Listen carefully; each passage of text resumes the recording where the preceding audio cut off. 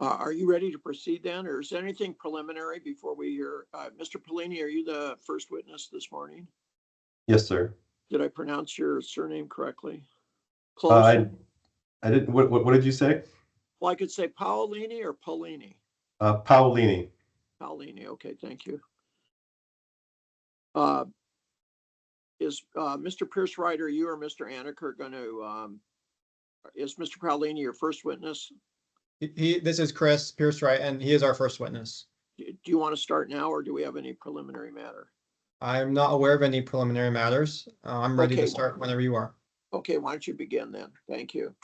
Do you want to swear, Chris, and Yes, Mr. Paolini? Yes, I do. No, I lost his video. Mr. Paolini, could you raise your right hand, please? Do you affirm that you will tell the truth and nothing but the truth in this matter before me? Yes, sir. Yeah, thank you. Go ahead. Morning, Chris. Would you mind stating your name for the record and spelling it? Yes, it's Chris Paolini. That's Chris, and last name is Paolini, Paolini. What is your role with the Port of Olympia? I am the airport senior manager for the Port of Olympia. And how long have you worked with the port? Since April of 2024. What roles did you serve in prior to joining the Port of Olympia? Prior to the Port of Olympia, I served 8 years as the airport manager for the Southwest Washington Regional Airport. And before that, I served 5 years at the Long Beach Airport in California. And 1 year before that at Brackett Airfield in Pomona, California. Could you give a brief summary of what is involved in your role as the Port of Olympia's airport manager? Sure. As the airport senior manager, I oversee all day-to-day operations, planning, budget, hiring, all of the above, negotiating leases. What's your experience with airport master planning? Prior to taking over for this master plan in April of last year, I completed a full master plan from start to finish at the Southwest Washington Regional Airport. And in my time at Long Beach Airport in California, I also served on at a technical level, providing input on the master plan at that airport. So I'd like to start just with some basic background about the Olympia Regional Airport. Can you give a basic description of where it's located? Yes, it's located in the City of Tumwater. How long has the airport been located there? I believe the airport has been here since 1928. What kind of services are currently provided at the airport? Services provided are, from an aeronautical standpoint, there's flight schools, charter services operate from this airport. We have Department of Natural Resources provides firefighting facilities and operations. We have a medevac helicopter that operates here, as well as private aircraft owners. Are there any aeronautical services provided for the area outside of the airport? No. By anyone other than the Port of Olympia? Yes, there is a helicopter maintenance facility that is just outside the fence at the southeast corner of the airport. What operations, what activities occur there? They provide helicopter maintenance activities. So they have aircraft that ingress, egress to their facility.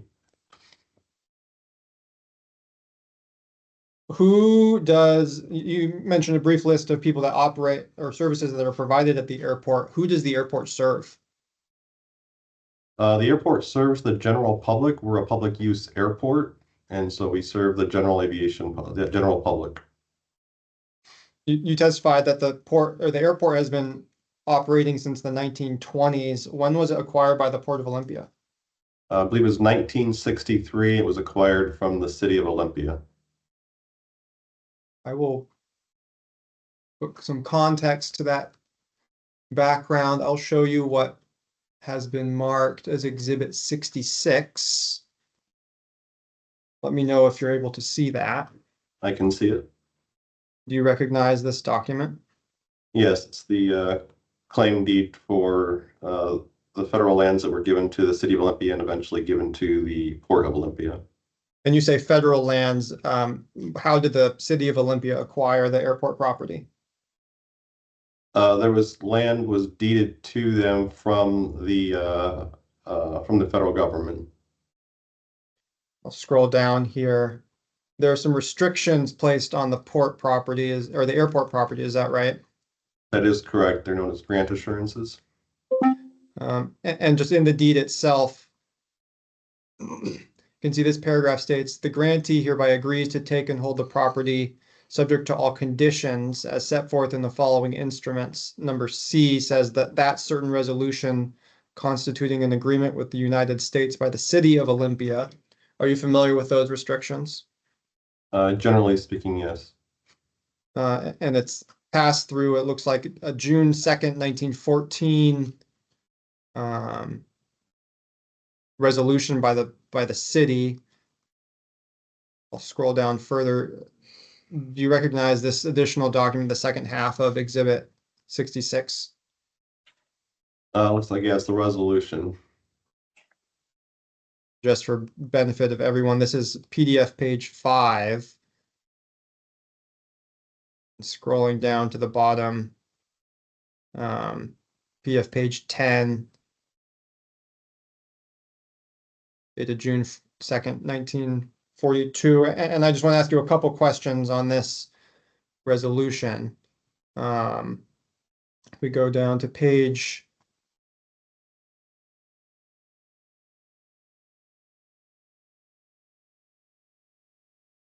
2 of the resolution. I'll scroll up. So scroll down to page 2 of the resolution, page 6 of the PDF. This sub D, are you able to read that out loud? The city agrees that continuously during the term of this agreement, the airport will be operated as such and for no other purpose, and that unless utilized exclusively for military purposes, it will be at all times be operated for the use and benefit of the public on reasonable terms without unjust discrimination and without grant or exercise of any exclusive right for use of the airport within the meaning of Section 303 of the Civil Aeronautics Act of 1938. And so just with respect to the use and benefit of the public, how is that carried out today? So our job is to make sure the airport remains open and safe to operate for the general public to utilize the airport year round. Does the airport have authority to deny use to any member of the public? No. Does the airport control who can and cannot use the airfield? No. One more item I want to touch on is this paragraph F. Are you able to read that out loud? Insofar as is within its powers and reasonably possible, the city will prevent any use of land either within or outside the boundaries of the airport, including the construction, erection, or alteration or growth of any structure of other objects thereon, which would be a hazard to the landing, takeoff, and maneuvering of aircraft at the airport or otherwise limit its usefulness as an airport. Are you able to comment on how that restriction is carried out today? Yes, so now the airport is owned by the Port of Olympia, we have requested in the past, and currently the City of Tumwater has a comprehensive plan that has the airport overlay in its comprehensive plan to limit types of development that would essentially violate this paragraph. And then the airport itself, we are required to operate the airport and make plans for future purposes that would also not violate this paragraph in any way. And those we'll get into some of those restrictions later on, but is that relevant to the master planning update? Yes, absolutely. And could you explain a little bit how so? Well, as you go through a master planning process, you're trying to create a strategy for meeting the forecasted future demand. And so as you look at different strategies for potential development, you want to make sure that those strategies are in line with these restrictions. Okay. And I do apologize. I'm fighting a cold, so hopefully you can understand me okay. You're fine. Coming through. If you need to take a break at some point, I think we could do that also. Thank you. Yeah, just let me know. If you want to drink water or something during your response, go ahead. Appreciate it. Is all property within the boundary, and we'll define what boundary means, of the airport, was that subject to the original deed from the federal government to the city of Olympia? A majority of it was. I'd have to look at the actual original deeds. I think there were some parcels that are now part of that, but a majority of it was. And so you testified a little bit earlier about the location of the airport, and just to orient everyone, I'm going to go back to that briefly. I'll show you what's been marked as Exhibit 67.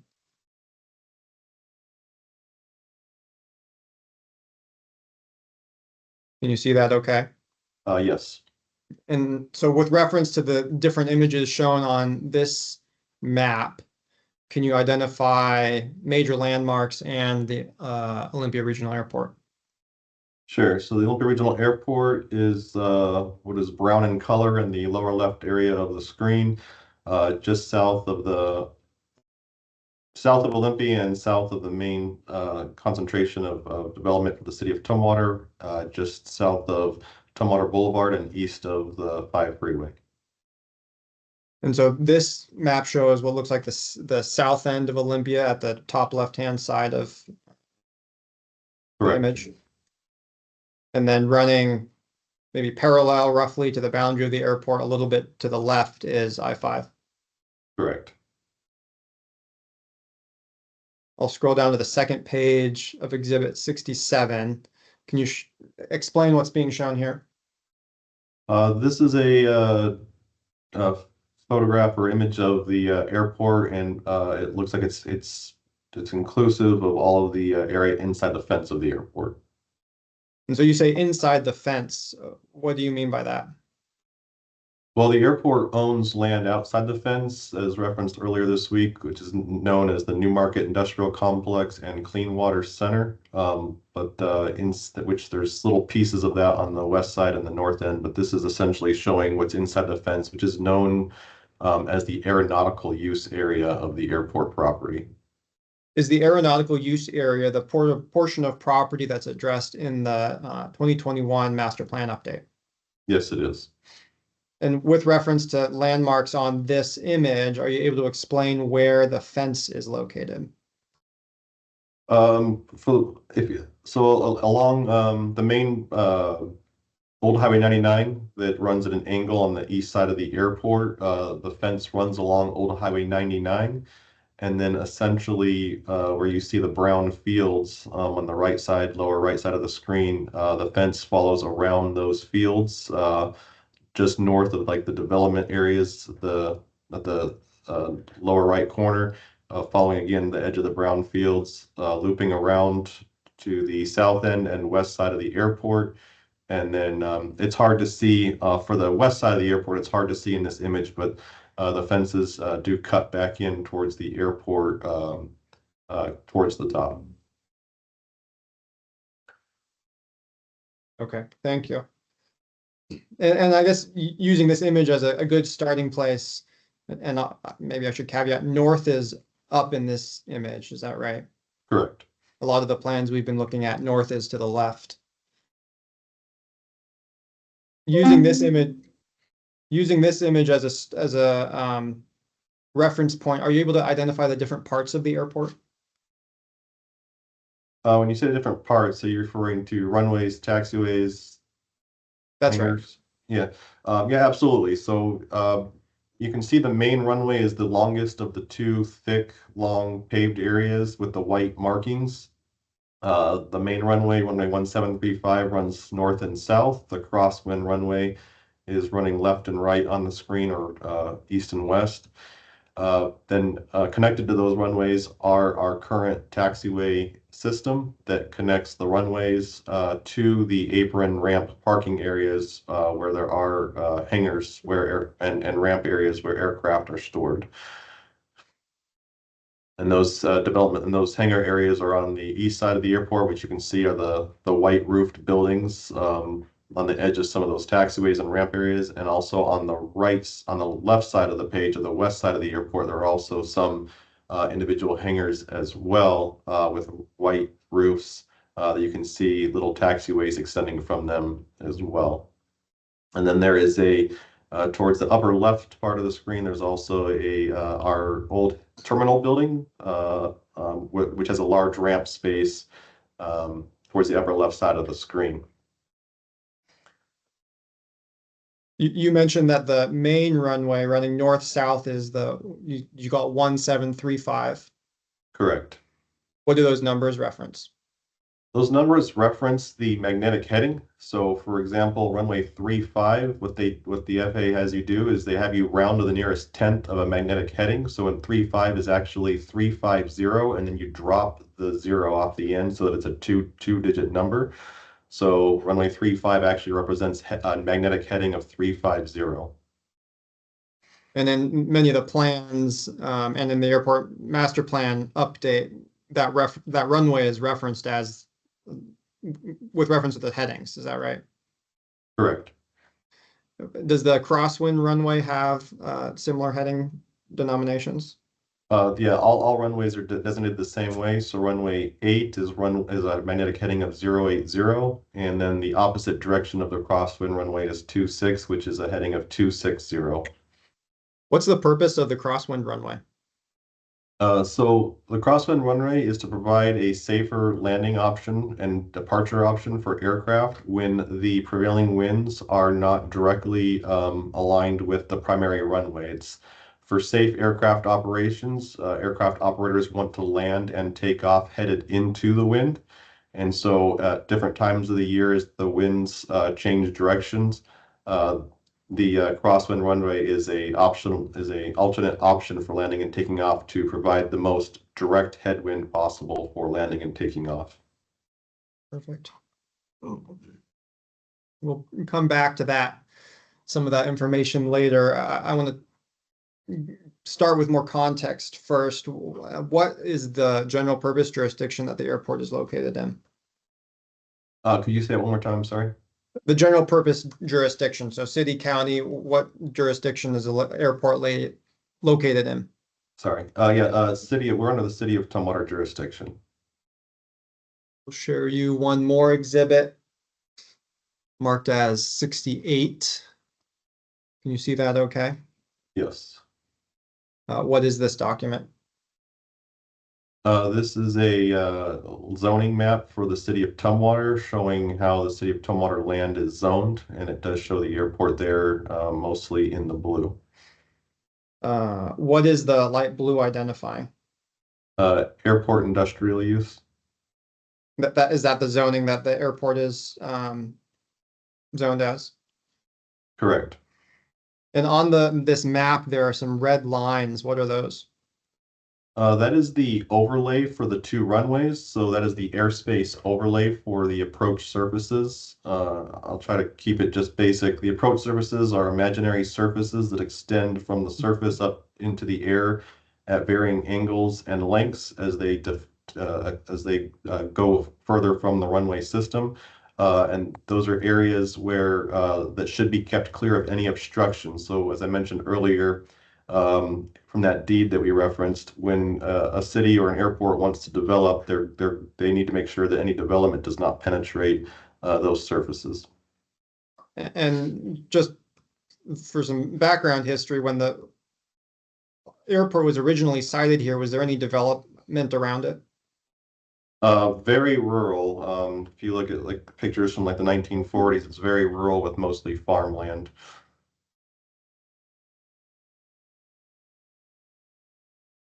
So I'd like to now get into a little bit more about master planning. What is airport master planning, generally speaking? Generally speaking, an airport master plan is as the FAA likes to call it, it's a comprehensive study of how the airport will meet current FAA design and safety standards, and it provides a strategy for meeting short, medium, and long-term forecast aviation demand. And you testified that you've been involved in previous airport master planning processes, is that right? Correct. Are there any specific requirements that airports are required to meet by the airport or as part of the master planning process? Yes, yeah. In the advisory circular that's been referenced this week, it describes some of the key areas that must be addressed through the master planning process. What are those areas? The primary ones, I would say the primary two would be making sure that your airport infrastructure meets FAA current FAA design and safety standards, and providing a strategy for meeting future forecast demand. Who identifies what those standards are? The FAA. And it's the FAA that mandates airports undergo a master planning process. That is correct. Does the FAA have a frequency with which it requires airports to undergo that process? Generally speaking, every 7 to 10 years, the FAA will ask an airport to go through at least a master plan update. Sometimes it can happen longer than that or shorter than that if there's a specific reason. Is that what happened in this case? In our case, it's been about 10 years since the last master plan update was completed. Also, current FAA design and safety standards identify that certain aspects of our taxiway system do not meet current design and safety standards, and so the FAA wanted us to do a master plan update. When did the port most recently, so not the current one that's under appeal, but most recently before that, complete a master plan update? Our previous master plan update is the current one, which is the 2013 master plan update. I will share my screen, which has previously been marked as Exhibit 69A. Let me know when you can see that. I can see it. Do you recognize what this document is? Yeah, this is the first chapter from the 2013 master plan update. What does that first chapter address? It's an inventory of existing conditions, so it describes the existing infrastructure at the airport. It also goes into other details about just the general area as well. I will jump down to page 6 of the PDF, which is page A6 of chapter 69A. Are you able to describe, and you can reference back to your earlier testimony about what we're looking at here? Yeah, so this is a diagram of the airport showing more than two key things. It's showing the current runway and taxiway configuration. At the ends of the two runways, you see yellow shaded trapezoids, which are referred to as runway protection zones, or RPZs. And it's also showing depicting buildings that are on port property, which are identified by the red roofs. You talked about earlier the fence around the airport. Is that shown on this image? Yes. Again, in some areas it's hard to follow, but yes, you can see the fence again along Tumwater Boulevard on the left side of the screen, and then following along Old Highway 99 along the top of the screen, and then wrapping around. For the most part, it's the dash line on the diagram. And again, so However, directionally orienting us, the left is north on this image. Correct. Yeah. What were you going to say? Sorry about that. I was just going to say the airport boundary that's the solid dash line doesn't quite follow the fence line. It covers what it's incorporating all. It's showing what all the land that's owned by the airport is, which includes the clean water and new market. So when you get down to the bottom of the page, that dash line is not actually following the fence line anymore. It's incorporating new market industrial complex and the clean water center. And new market and Mr. Persright, can I apologize for interrupting. Sure. I'm trying to relate this to some earlier exhibits Mr. Paolini testified to. So could I ask the red or brick colored building at the corner of Tumwater Boulevard and what's marked as New Market Street? You see that at the near the bottom part of the There's about 3 buildings there. well, it's where Tumwater Boulevard, right where it curves. Is it the big one that was just highlighted? yeah, is that the old terminal building? I'm trying to correlate this to the. No, the old terminal building is, if just to the right of that building that was just highlighted, you can see some baseball fields. If you go up from those baseball fields, is a very small red building, about a quarter of an inch on the screen. It says And hangar office on this. the next one right next, just barely above it. I don't see it. I believe it's labeled airport terminal building a little bit above. Oh, there it is. Okay, very good. Thank you. I was disoriented. Thank you. Sorry to interrupt. No, no problem. And so you were saying, Chris, that the red buildings identify buildings, but not all of them are necessarily on the airport property. Not on the aeronautical property, correct. Can you describe where the aeronautical property begins and ends, especially towards the west, which is the bottom of the page?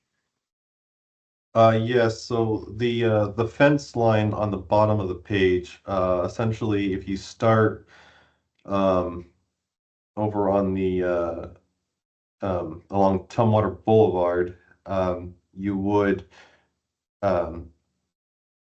that's so hard to show on here, but it's north, or I guess it's north on the page, but east of Terminal Street. The fence line is is along the street there, north of Terminal Street, and then it moves up and goes east around the hangar office and old terminal building that we just pointed out.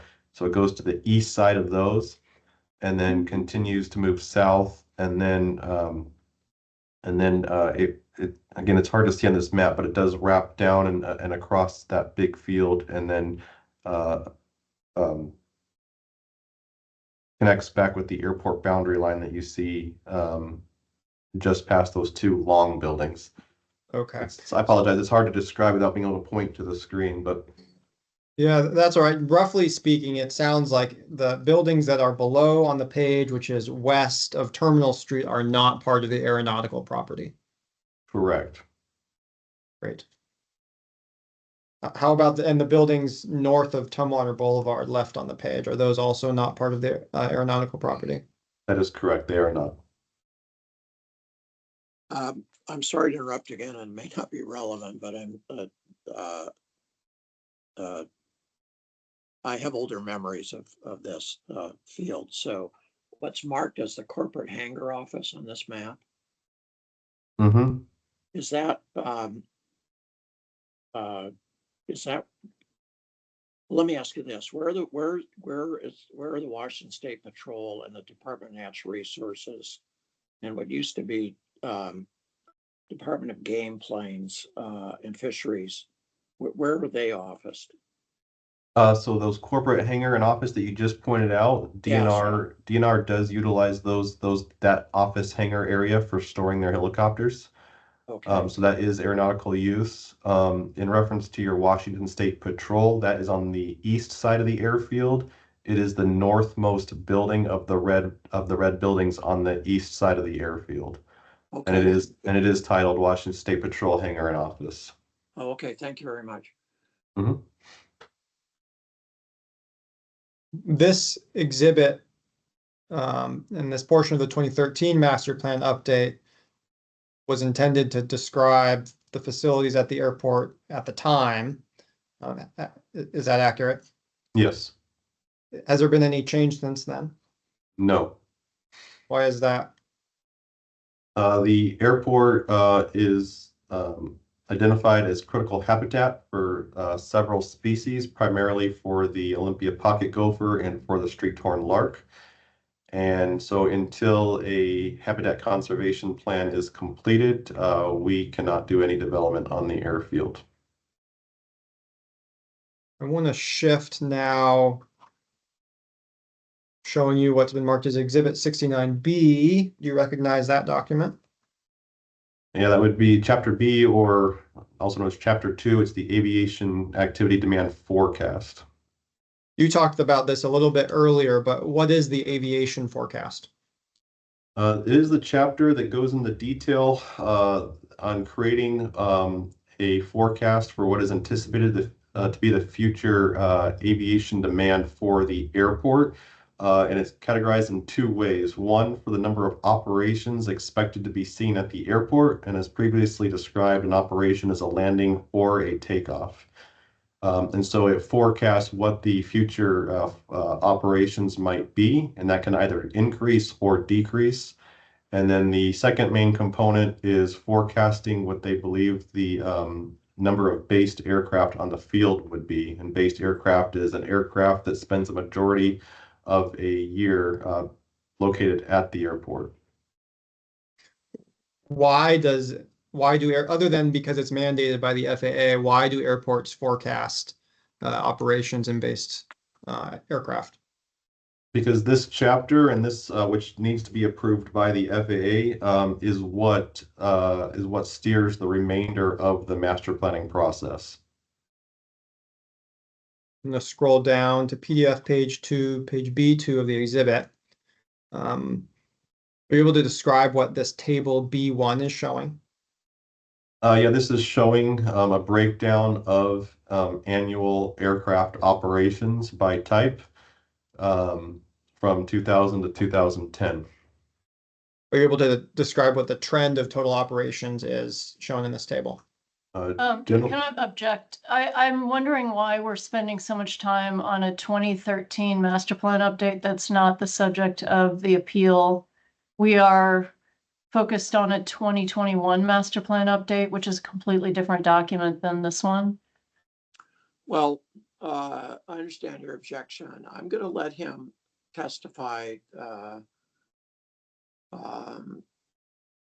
This is the existing, I hate to use the word baseline, but document that they are that they have updated, and it gives me some historical context about use of the airport and previous dealings with how to develop it, especially in light of the critical habitat. So I appreciate your objection, Ms. Newman, but I'm going to let him to continue. Okay, thank you. So, Chris, my question earlier was, can you describe the trend of operations shown in this table B1? Yes, generally speaking, it's been decreasing. Do you have an explanation for why the peak and decrease, it looks like in 2003, 2004? We have reasonable reasons for why it would be decreasing. Generally speaking, we saw, especially when you look at what happened in after 2008, there was a substantial drop after 2008, and that was significantly based on economic conditions after the 2008, I think it was called the Great Recession, if I remember correctly. And so there was the industry as a whole suffered from a decrease in activity.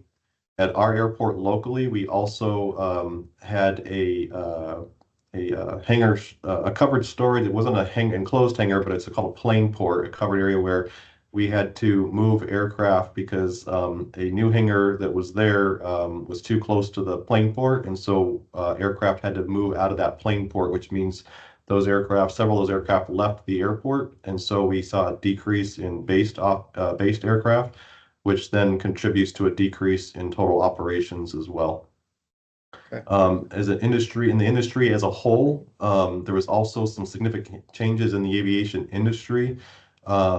And again, I'm not an expert on that, so I'll just touch topically on it, that there were some changes to manufacturing processes that resulted in liability and insurance increases. And so there was some overall increase in the cost of aviation as a whole, which essentially priced some people out of the industry who previously could participate. Thank you. I'll scroll down now to page 5 of the PDF. Are you able to describe what table B3 is showing? Yes, this is the based aircraft from 2000 to 2010. And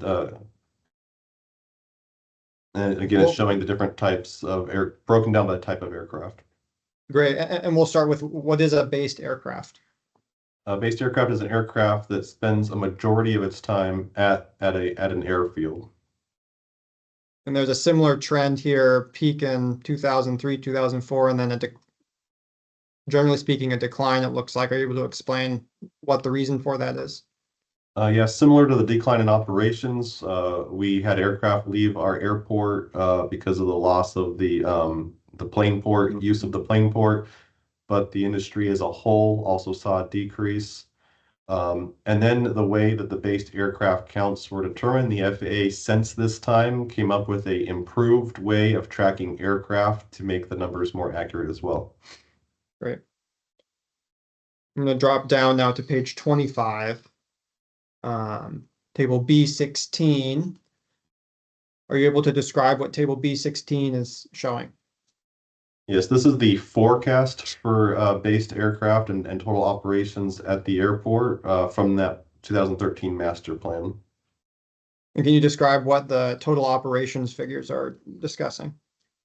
Sure. So the total operations for 2010 showing at 52,658. It's then showing a short, medium, and long-term growth in operations, reaching 67,195 by 2030. And for total based aircraft, it's showing a starting point of 165 for 2010, growing to 210 based aircraft by 2030. And to your knowledge, we'll get into specifics in just a second, but have the operations forecasts been borne out? The operations forecast has, in 2024, we reached about a little over 64,000 operations. However, our total based aircraft is significantly lower than that. We currently sit at about 124 based aircraft. Are you able to explain why based aircraft are substantially lower? Because we are not able to develop hangars, so we can't replace. We're unable to replace the plane port that we were no longer able to use those parking spots, and we weren't able to develop any new additional hangar storage areas. Let me interrupt, Mr. Pierce-Wright. I think my decision I know my decision can be informed by some discussions of this document. And I want to give you leeway because you're representing the party that issued the MDNS, who's the subject of the appeal. But how much longer do you think you'll spend on the 2013 document as opposed to moving forward to the? Not much longer. There's this section. I wanted to touch on the airport layout plan for this year. And frankly, I think the concepts are the same. So my plan was to use this document to introduce the concepts, and then we can address specifics using the 2021 master plan. I don't think it's time poorly spent. Okay, I understand. I don't mean to cut you off. I'm just wondering. Thank you. Yeah. Go ahead.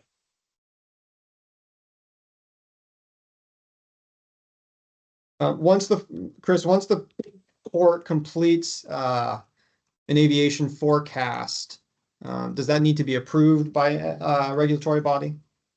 Yes, it is submitted to the FAA, and the Federal Aviation Administration approves it. What is the FAA looking for when it's reviewing and approving the aviation forecast? They want to make sure that the numbers that we come up with are justifiable. The FAA has their own terminal area forecast known as a TAF. And so when we come up with our forecast, it needs to be within a standard deviation, so to speak, of their information. Their TAF is more high levels, and our forecast gets into more detail because we go into more region and airport specific, whereas the FAA's is at a higher level. Thank you. So we're done with this chapter. I want to skip ahead to another part of that plan. I will show you what's been marked as Exhibit 69E. Do you recognize this document? Yeah, this is the conceptual development plans, I believe, for the 2013 master plan. and I'll scroll down here to PDF page 3. What is this document showing? This is the airport layout plan for the 2013 master plan. Oh, no, sorry. Yes, for the 2013 master plan. Right, and what is an airport layout plan? It's essentially a graphical depiction of the airport's existing infrastructure and facilities with an overlay of the proposed future development strategies on top of it. I'm sorry to interrupt, which, because I have an older numbering system, which chapter is this? Yeah, It's chapter E. Chapter. which number chapter in the 2013 plan? The 2013 plan is numbered A through F. Right. So chapter E. Oh, okay, thank you. I can find it. Thank you. And Mr. Examiner, I believe I accidentally referred to it as the development plan, but this is the airport layout plan. That's fine. Go ahead. I have it now. Thanks. And this, we talked about it a little bit earlier, but just to reorient again, what is shown on this airport layout plan? So this is oriented with north being on the left side of the screen. And again, this is showing the existing airport infrastructure and facilities with an overlay of proposed future development on top of it. Okay. And these are the same runways that we were testifying about earlier? Correct. Does this map show any proposed change to those runways? Not to the runways. What about the taxiways? It does show changes to the taxiways. Can I just clarify, when you said it's not showing the proposed change to the runway, do you mean the current proposed change or a proposed change from this plan? So Ms. Newman will have a chance to cross-examine, but I can ask a question. Well, I Chris? understand. I don't see that as an objection. I guess I would object on vague. It's a vague question, and I don't know if his answer understood what he was referring to. So I assumed, Mr. Pierce, right, that the references were to changes in the 2013 plan, because that's what this depiction is from. Am I correct? Right. That's what I was intending to ask about, yes. Okay. Thank you. I hope that clarifies. Go ahead. Thank you. So Chris, just to make clear for the record, does this 2013 airport layout plan show any proposed change to the airport's runways? No. Does it show any proposed changes to the taxiways? Yes. Several changes to the taxiways. Mainly the main change you can see is, well, is creating parallel taxiways that run along the primary runway, and then removing some taxiways to the upper right of the screen is where a significant removal of taxiways are. What's the reason for proposing changes to these taxiways? One of the goals in master planning is to make sure that as you look at the strategies for developing the airport in the future, you want to make the airport infrastructure as efficient as possible. A lot of these taxiways are from World War II era timeframes, and they are not efficient by current FAA design standards. And so removing these taxiways and creating parallel taxiways that meet the runways at 90-degree angles, and creating shorter distances between the runways and the aircraft parking areas creates a more efficient system. Okay. Did any of the Mr. Pierce, let me interrupt, and I normally don't do this, but I think I need to. This depiction was in the well, you may be asking this, in the 2013 plan, which was approved by the FAA. And except for and it did not show changes except for the taxiways from the previous plan or layout of runway policies. Is that where you're going with this? You're asking me where I'm going with this? Yeah, well, I think, you go ahead and ask your questions. I think I understand. Go ahead. Okay. Did any of the changes proposed in this airport layout plan to taxiways come about? No, Why is that? because once again, we do not have a habitat conservation plan in place to pursue any of these projects.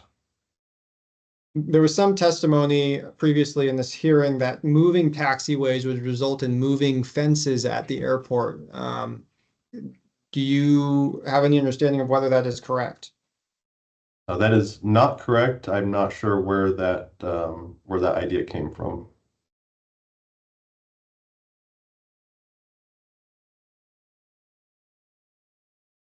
There are some areas that I'll describe as red and blue shaded areas on this map. Are you able to describe what those are and what they're showing?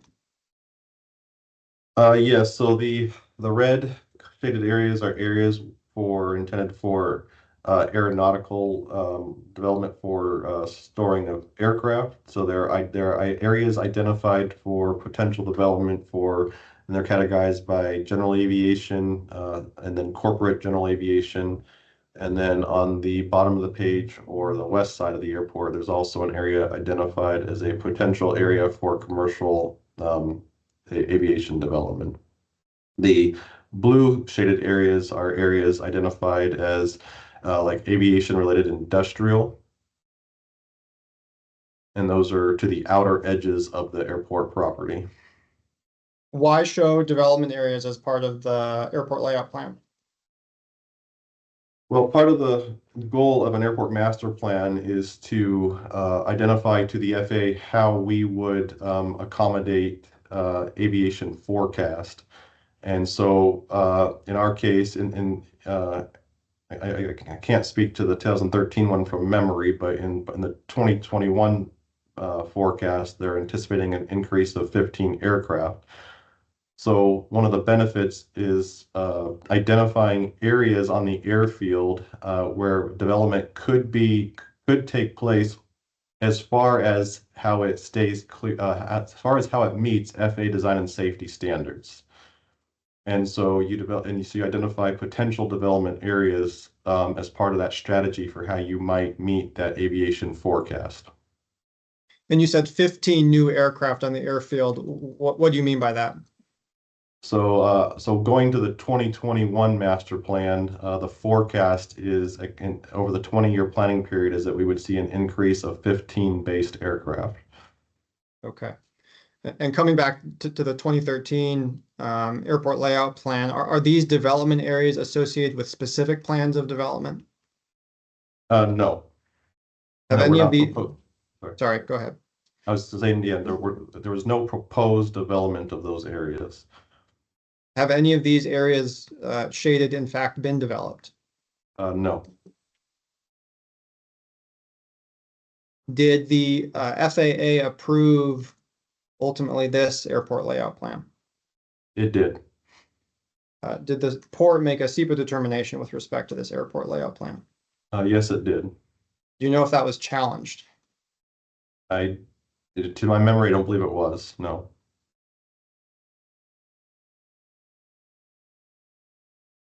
So with that context and background, I'd like to move to the current airport master plan, all marked as Exhibit 1.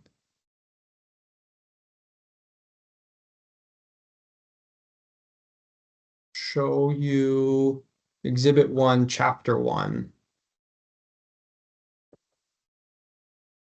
Do you recognize that document? Yes, this is the first chapter of the master plan for an inventory of existing conditions. And I just want to touch on again, you mentioned it a little bit earlier. Why did the port begin a master planning process in 2021? For two main reasons. One was because of the length of time since the last master plan in 2013, and also because the FAA identified that some of our strategies for meeting the infrastructure layout from the 2013 master plan does not meet current FAA design and safety standards. Okay, and I don't think it's necessary to go through an inventory of existing conditions, but can you just describe in general terms what this chapter considers, addresses? Yeah, it just takes inventory of the airport's existing infrastructure, runways, taxiway systems, weather service, facilities as far as fueling facilities on the airport, hangars, buildings, and other activities that are on the airport and the surrounding area.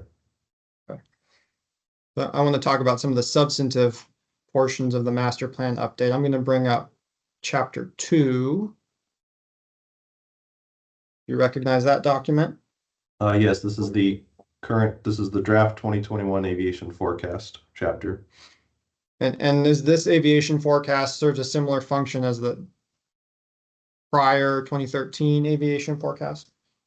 Correct. We create the aviation forecast, submit it to the FAA. The FAA ideally approves it, and in our case, they did approve it. And then based off of that approved aviation forecast, we then develop the remainder of the master plan.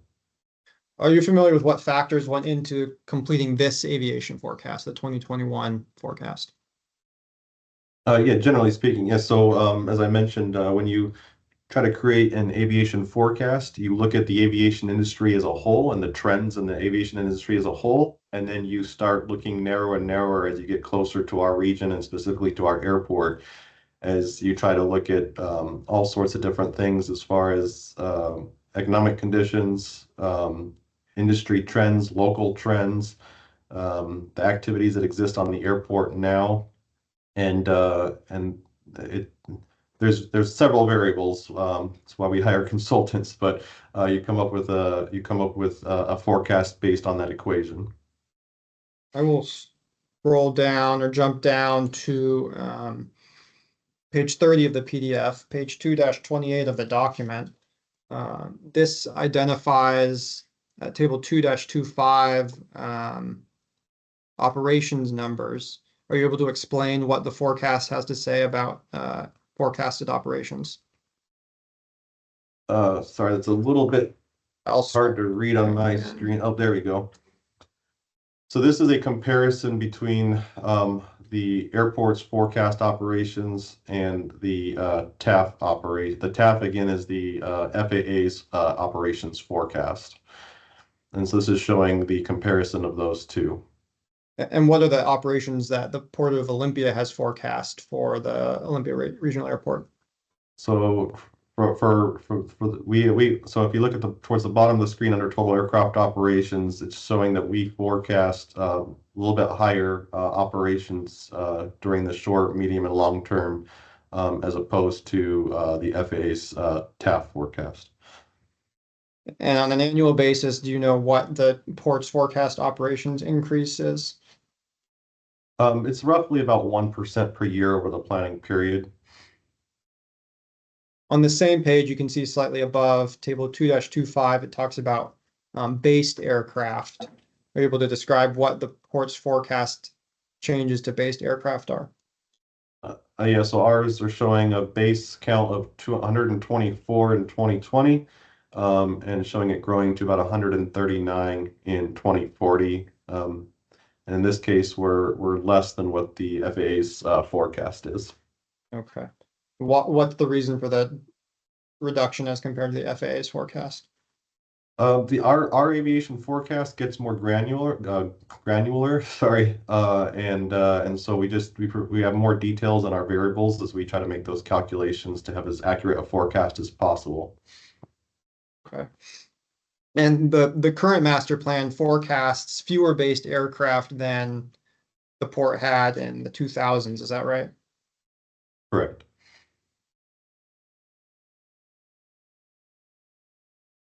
And you mentioned that the FAA has approved this document. Yes, that was approved by the FAA. Just to orient, I will share what has been marked as Exhibit 70. Do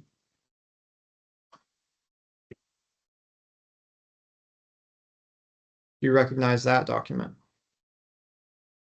This is the FAA letter approving our aviation forecast. And when the FAA is reviewing a forecast, what is it looking for? Again, they look at how we came up with it. There's there's FAA approved ways for creating forecasts. There's a few different options, and so they make sure that we followed the FAA approved forecasting methods, and that our assumptions that because there's sometimes you have to make assumptions in a forecasting model, and so they make sure that those forecasts are justifiable and that the end result of the forecast is within reason. And they use their terminal area forecast, or TAF, as kind of a measuring stick for that analysis. Okay. And just to highlight, this document is dated October 15, 2021. Is that your understanding of when the forecast was approved? Yes. So I want to move on to the next chapter of the master plan update.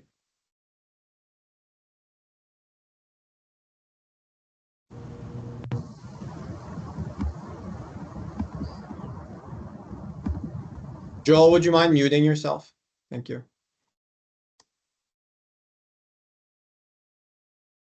I'll share what has been marked as Exhibit 1, Chapter 3. Are you able to see that? Yes. What is Chapter 3 of the master plan update? It is the facility requirements chapter. In general terms, what does the facility requirements chapter consider? It does an analysis of the facility requirements, or infrastructure requirements, in order to meet the aviation forecast. I want to start with what this chapter starts with, which is runway design length. What does the chapter 3 have to say about the Port of Olympia's runways? In short, it shows that our runways are bigger than necessary. Runway 1735 could be narrowed to 100 feet wide, and runway 826 could be narrowed from 150 feet to 75 feet. Does the are the runways adequate for the current and forecast use operations levels at the airport? Yes, the current runways as they exist meet current and forecast operational requirements. I'm going to scroll down to page 6 of the document, page 3-6. Talks about taxiway and apron requirements. You testified about this earlier in the context of the 2013 update. What are the facility requirements addressed in the 2021 update? So some of those are looking at ways to protect the runway safety areas, meet FAA design and safety standards for how runways intersect, how taxiways intersect runways. The FAA requires 90-degree angles, but also they do not want the taxiways intersecting runways in the middle third of the runway for safety reasons. And so that's one of the areas that was addressed in the 2021 draft master plan, is removing taxiway crossings in locations on our primary runway that do not meet FAA design and safety standards. You mentioned runway safety areas. What is that? Runway safety areas is an invisible box that extends from the center line and edge of the runways, and based on the runway category, they extend at certain dimensions. They're not the same dimension for every runway. And inside that safety area, the ground is to remain without any obstructions as much as possible. And any obstructions that are required to be in that area must meet certain requirements, such as being on frangible bases. And this is for aviation safety. And those are requirements set out by FAA? Set by the Federal Aviation Administration. And you mentioned, again, and I think you said this, but just to make sure we have a clear record, that taxiway location intersections are also FAA design guidelines? Yes, everything essentially on as far as runways and taxiways at an airport must meet FAA design and safety standards. Okay. I'm going to scroll down here to page 10.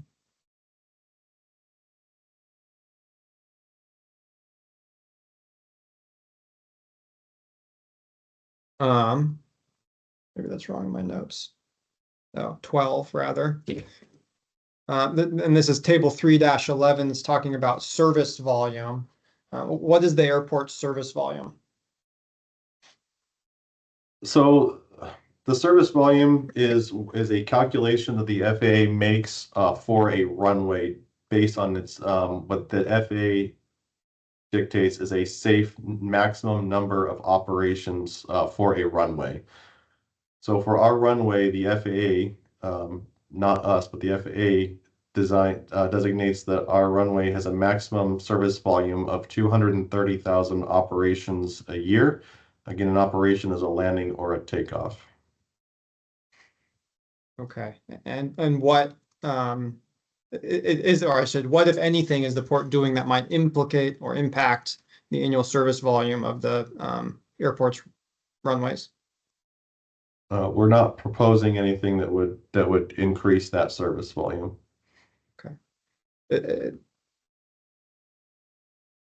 Do changes in taxiway orientation impact annual service volume? No.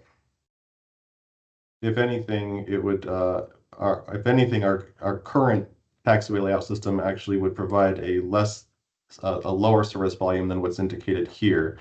The proposed meeting the current FAA design safety standards would actually allow us to meet what the FAA design service volume standard is. At what point would the airport need to increase the capacity of its runway volume? Generally speaking, the FAA dictates that you would start a design once you hit 60% of that annual service volume, and then construction would start at 80% of that service volume. Scroll down further.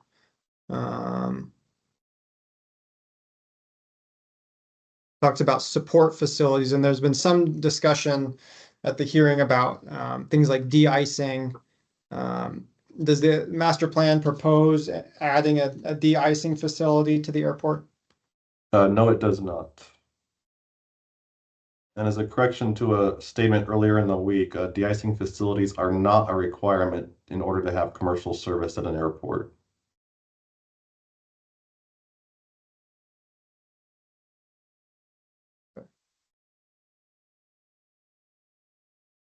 I'm going to move to the next chapter.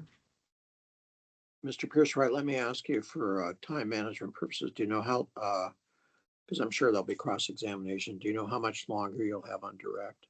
We have a little bit longer.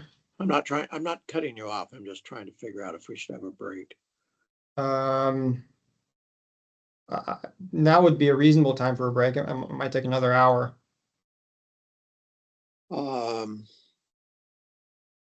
Is everyone okay with, I guess it'd be a 12-minute break and start up a quarter of again? I would like that. Okay, thanks. Let's do that. Okay. Thanks, Mr. Paolini. We're going to take a quick break. Thank you. Thank you. Thank you. Thank you. My phone call went later than I thought. Can you resume now?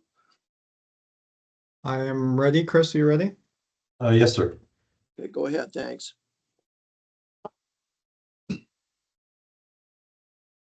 I'd like to move to the next chapter of the master plan. Well, let me ask one again. So for my, maybe for Ms. Newman's benefit. So, and I don't want to cut you off on this. Do you think you'll take another hour on direct? It might not be quite another hour. Okay, well, let's proceed and see how it goes. Because if it's about that long, then we'll break and have cross-examination after lunch. Sure. So go ahead. So I will share my screen here. Do you recognize that document, Chris?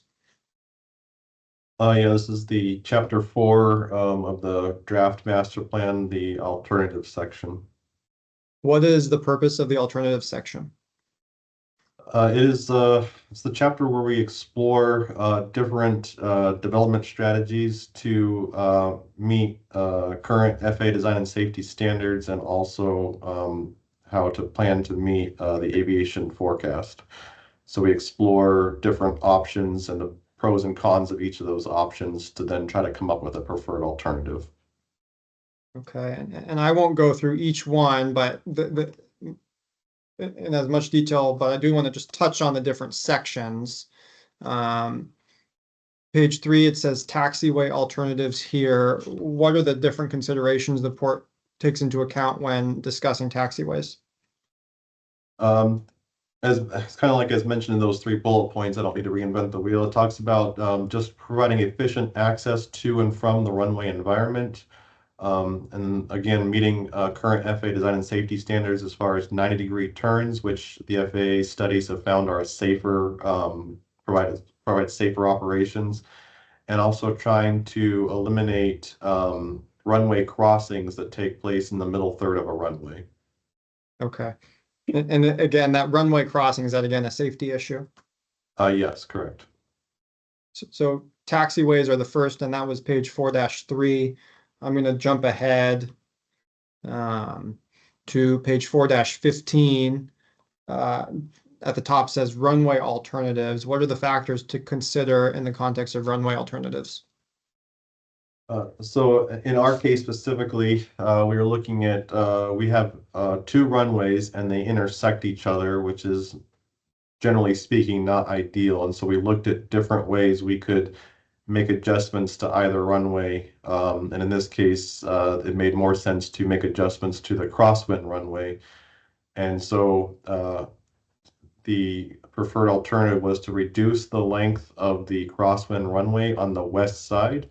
That would remove the intersecting runways from a critical landing area called kind of like the aiming point of the runway. So it would shift that to the east side of the main runway, and it also would move more of the runway protection zone, which was those yellow trapezoids we discussed earlier, more inside the fence of the airport, allowing better protection of that runway protection zone, as well as decreasing the shifting the runway safety area. Okay. The third area, I'll jump down to page 19. At the top says development areas. What are the considerations in identifying development areas? So development areas are areas on the airfield where you identify that could be developed based on, again, based on FAA design and safety standards. Where can you place a structure where it would not penetrate any of those airspace or surface areas that were discussed, like runway safety areas or Part 77 surfaces, which are Part 77 surfaces is a section of FAA regulations that refers to airspace that is protected from vertical obstructions or penetrations. And so you're identifying potential development areas where structures could be placed for the purpose of meeting that forecast demand. Okay. Is a identification of a development area the same as proposing development within that area? No. Can you explain the difference? Identifying a potential development area is simply identifying an area where you could potentially build based solely on FAA design and safety standards. Whereas proposing to develop something obviously would require additional steps, and that would also require federal approval as well. I'm going to jump down now to the map of the preferred alternative, figure 4-9, which is page 4D2. Can you describe what this image is showing? Yeah, so after going through the alternatives process, this is the final preferred alternative that is also overlaid on the airport layout plan. So this went through all of the alternatives analysis, and after choosing what were the best solutions for moving forward, we came up from the other alternatives. We then combined them into one preferred alternative diagram. And again, this then gets placed and is placed on the airport layout plan. And let's go through the 3 pieces one by one. The first was runways. Can you just, with reference to this map, identify what the preferred alternative is showing or how that's shown? For the runways, the change is shortening the crosswind runway 826 on the west end. And you can see that would result in shifting the runway protection zone to the east. And is that shown? There's some crosshatch marks at the bottom of the page, which is the west side. Yes, thank you. Sorry, the crosshatch. Sorry, I can't talk when you have a cold. I apologize. The the crosses, the X's are showing asphalt to be removed. And I'm going to zoom in to the middle. There's a designation here that says turf runway. What is that? So that is a proposed location for a future turf runway that would allow for soft field landing practice as part of the pilot certification process. Part of the training needs are to practice what are called soft and short field landing capabilities. Currently, we do not have a turf runway, and so that has to be simulated on our asphalt runway. And so that turf runway would provide more efficient and better training opportunities for student pilots in their training. Would adding that turf runway have any impact on the operational capacity of the airport? No, because that runway cannot be operated simultaneously with the primary runway. Can you explain why that is? It's too close. It's inside the object-free area of, which is OFA on the diagram. It's inside that object-free area of the runway 1735. And the FAA has specific design requirements for distances from center line to center line of two runways in order to allow them to be used simultaneously. This would not meet those requirements. There's been an allegation that this turf runway is a foot in the door, so to speak, to adding a new paved runway. Is there any validity to that allegation? For the exact same reason, no. One, we don't have any intention of adding another runway or a paved runway. And again, this is too close to the primary runway. They would not be able to be used simultaneously. Could the port add this turf runway now? Did you say could it? I apologize. Correct. No. Even though it's not a paved surface, it would be a conditioned surface, even though it's still an impermeable surface that would be maintained specifically as a turf runway to meet. And there are FAA standards for how a turf runway needs to be maintained. So because we have a habitat conservation plan that is not yet approved, that would be development that would not be able to occur. Once we had a habitat conservation plan, this would still require federal approval from the FAA. Okay. Zoom out again. And the next piece that we discussed was taxiways. Can you just describe, with respect to what's shown here, the changes proposed on the airport's taxiways?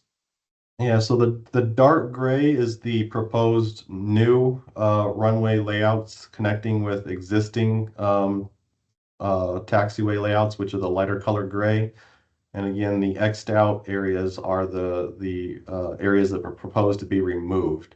If you look on our primary runway 1735 towards the left, I'm sorry, the right middle third, you can see that there's some X'd out on taxiway Gulf that crosses the runway. That meets what I was discussing earlier about meeting current FAA design and safety standards for removing runway crossings in the middle third of the runway. So that's one of the changes. Also, realigning taxiway Whiskey to be parallel to the runway, which is a design standard from the FAA.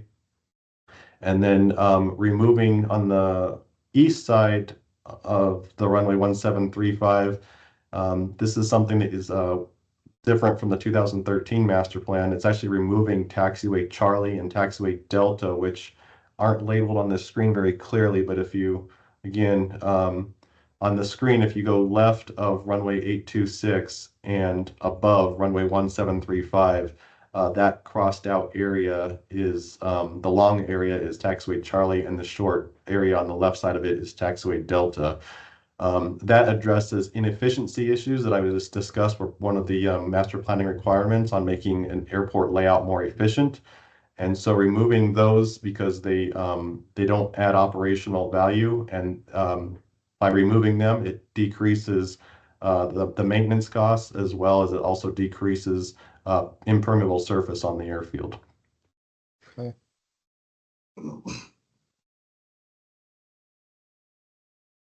And the last item we talked about were development areas. Generally, just in general terms, you're able to identify the development areas that preferred alternative shows. Yeah, in general, the development areas are shown in the peach or orange colored shading and those are broken down into general aviation small aircraft, general aviation corporate aircraft, which would be jet or turboprop, generally speaking, and then also a commercial air service area. And then in the blue shows potential development areas for aviation-related industrial. And as compared to the 2013 master plan update, are these the same, different, generally consistent with between the two, this proposal and the prior currently effective version? They're pretty similar. If you put them side by side, you would see they're pretty similar. So once the port comes to a conclusion about this preferred alternative, what's the next step in the process? This gets put into Chapter 5's graphical depictions, which is the airport layout plan data sheets. And then that is submitted to the FAA for their approval. So we'll get to that in a second. Before submitting the airport layout plan to the FAA, can the port implement this preferred alternative? No, not without FAA approval. And to put an underscore on that, this conclusion paragraph, is that consistent with requiring FAA approval of this Chapter 4? I apologize if you could repeat that statement. Yeah, I'm just underscoring this section confirms that the preferred alternative is directly translated into the ALP. Is that your understanding of the process? Oh, sorry. Yes, absolutely. We'll move to that section.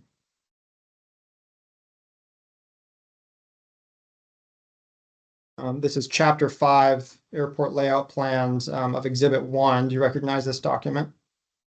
Yes, this is the airport layout plan chapter. Okay. And I want to touch base first on the sheet 1. On the left-hand side here, it says ALP approval.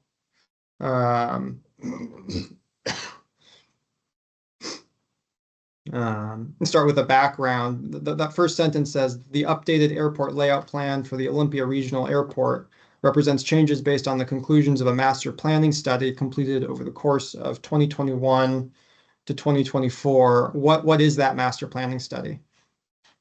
That is the master plan documents, chapters 1 through 6 that we've been discussing. Okay, so the airport layout plan is the approval of those documents. No, the airport layout plan is the culminating result of that study. Good. Okay. Yeah, that's more well put than I did.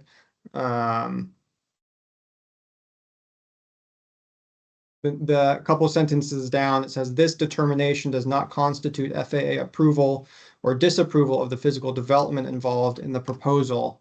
What's your understanding of the importance of that sentence?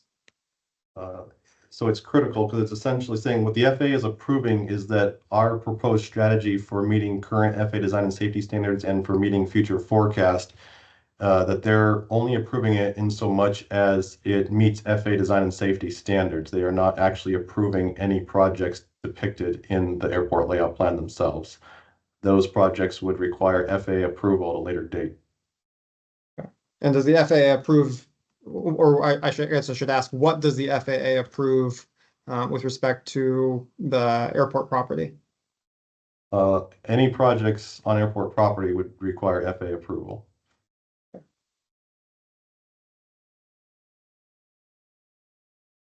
And I'll scroll down a little bit.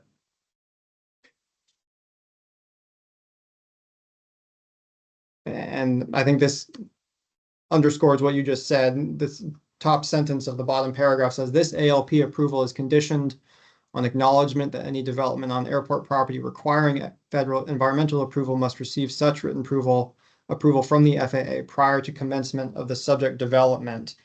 What's your understanding? And if it's the same answer, that's fine. What the FAA approves? Yes, the same answer. The FAA is approving the ALP in that only that the strategies shown are meeting FAA design and safety standards, and not that it's approving any specific projects or that there's a justification for them. Okay. I'll scroll out and down to sheet 3. What is this page showing? This is the airport layout plan that gets approved by the FAA. And is this, how does this differ if at all from the preferred alternative that we were looking at earlier? It does not. This shows the preferred alternative overlaid on top of the existing conditions.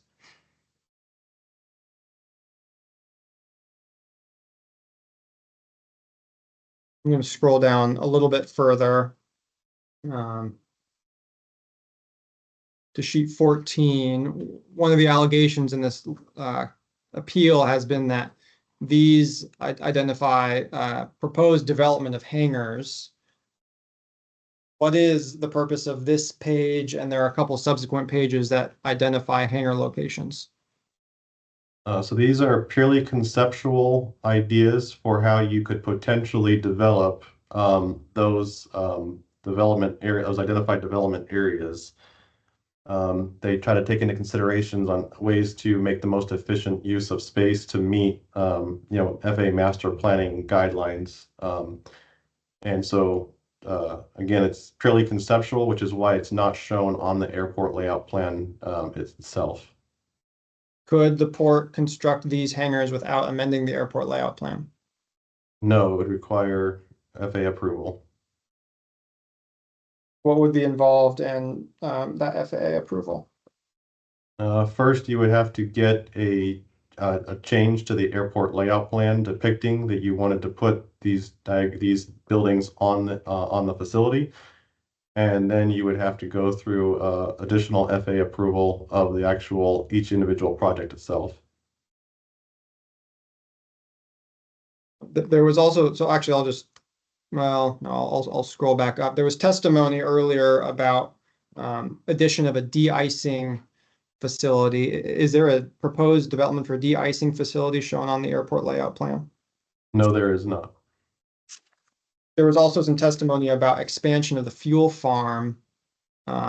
Is there any identification of an expanded fuel farm shown on the airport layout plan? No, there is not.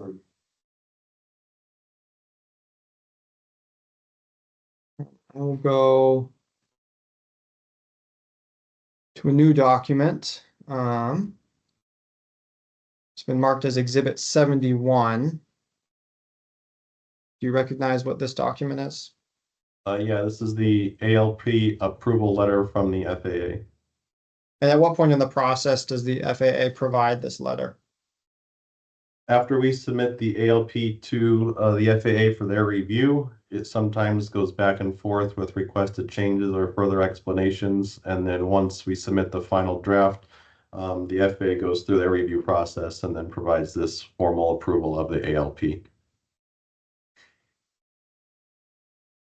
And at the bottom, I think this is similar to what we were just talking about. It says this ALP approval is conditioned on acknowledgement that any development on airport property requiring federal environmental approval must receive such written approval from FAA prior to commencement of the subject development.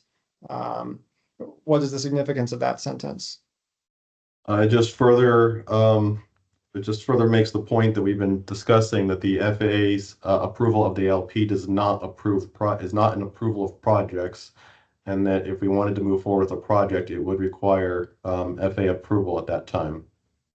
Is there an approval structure for FAA, or does the FAA provide an approval that is not conditioned on subsequent authorization?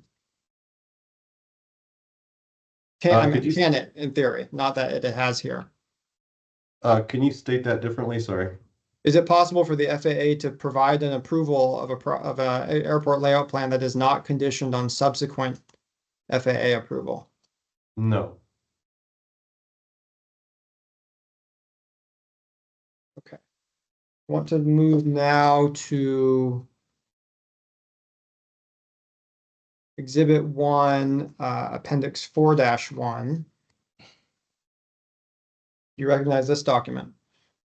Yes, this is the Part 139 feasibility study. So we'll start out with what is Part 139? Part 139 is the regulations that regulate commercial service activities at an airport. And why conduct a Part 139 feasibility study? Well, the airport had commercial service in the past. Back in 2004 was the last time we had commercial service here. As part of a outreach, the port did a Vision 2050 outreach several years ago, and there was feedback from the community that there was interest in what that would look like if commercial service was returned. And so as a response to that, we asked the FAA if they would allow us to do a feasibility study under the grant, which they authorized. You're saying under the grant. What grant is that? The airport master plan update grant that funded the airport master plan. Okay. Does completion of the study mean that the airport is proposing or intending to provide commercial service? No, and we are not. Will the port be formally adopting the feasibility study as part of its approval of the master plan update? No, it's an appendix. It will not be part of the adoption. I'm going to scroll down here, zoom in. This is page 1 of the study. The sentence says the study investigates and examines what would be required by the airport if the airport was ever required to meet Part 139 commercial service requirements. What is required to meet Part 139 requirements? The big question. A lot of answers to that. So you would have to meet current FAA standards for airport infrastructure to provide commercial service. So the way an airport operates, a general aviation airport operates, is not the same FAA standards that the FAA has for commercial service airports, and commercial service being Part 139. And so you have to look at what improvements to the airport infrastructure and facilities would be required in order to meet current Part 139 standards. Does that answer your question? I'm sorry.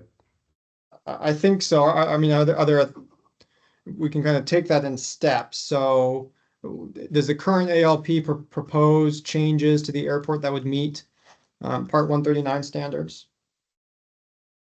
Not specifically, no. Are you able to just discuss in general terms what would need to change to the ALP to meet those standards? In general terms, we would, for as far as the runway and taxiway layouts, we would, there might be changes necessary to meet those stricter FAA requirements. And then there's also facility requirements as well that would need to be met. That aren't currently identified on the ALP? Correct, they are not identified on the ALP.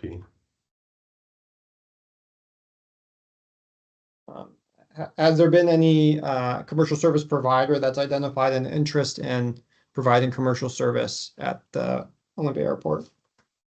No, we do not have any airlines or commercial service providers reaching out to us, no. Would the airport develop facilities identified in this study to induce interest from a commercial service carrier? No. Can you explain why not? Several reasons. One is there's no guarantee of demand. It is a huge financial commitment that the port would have to take on themselves in order to do that. The FAA would not fund any of those kind of developments without interest from an airline to do that.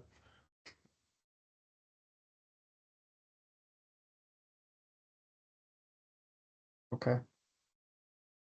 Some of the testimony earlier in this hearing talked about forecasted service, commercial service. I've just dropped down to page 11, page 12 of the PDF of the document. Table 4-7 discusses emplanements, and plane service. Were these numbers included in the aviation forecast? No, Is that omission significant in your view?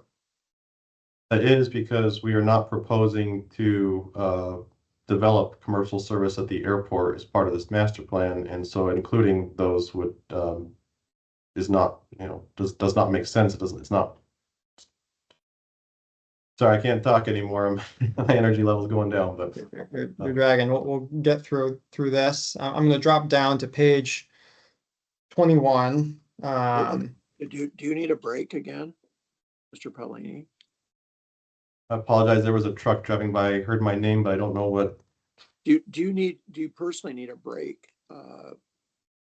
I'll try to keep going. I'll try to keep going. If I start, if you can't understand me anymore, let me know. Thank you, though. I appreciate the consideration. You have enough people involved who will let you know that or raise an issue. So you're perfectly understandable right now. Go ahead. Thank you. So I've dropped down to page 21 of the appendix, page 22 of the PDF, that discusses commercial aviation facility requirements. Are these the facility requirements you were testifying to earlier? Yes. And there was some discussion earlier in the hearing about the proposal to introduce these facilities. I believe it's in reference to the final page of this document, labeled page 28 on the document, page 51 of the PDF. Are you able to see that map? Yes. Is this a summary of the facility requirements required to meet Part 31, 139 certification? It provides some facility requirements, but it also provides hypothetical development for potential commercial opportunities if they were to materialize. Okay. Are the developments or improvements discussed in this image identified in the ALP? No. And is that omission significant? Yes, because we are specifically not proposing to develop this, and so we purposely did not include it in the airport layout plan.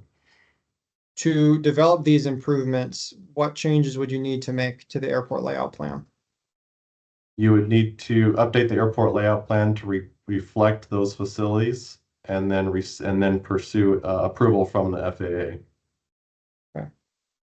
So among other things, this identifies a de-icing area. You testified to this earlier, but is that de-icing area identified in the airport layout plan? No, it is not. So other things identified here, short-term and long-term parking, is that identified in the airport layout plan? No, it is not. And same thing for the terminal shown on this page? Correct.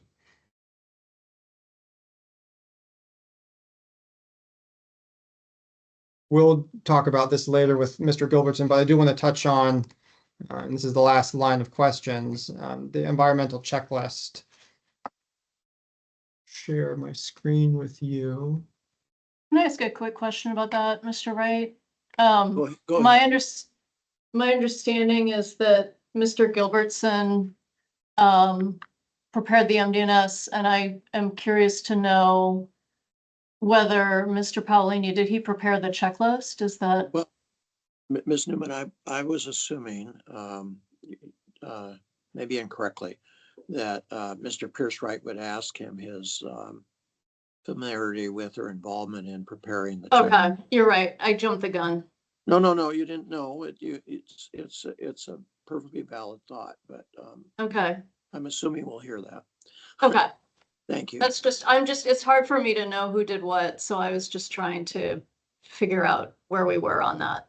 Well, I assume the port will help us in that. Thank you. Go ahead, Mr. Pierce. Okay, I'm going to share my screen here, which has been previously marked as Exhibit 3. Chris, are you able to see that? Yes, sir. And do you recognize what this document is? Yes, this is the environmental checklist that I prepared. And you prepared this document? Correct. And did you do it in consultation with anyone else? Yes, I consulted with our engineering consultant firm.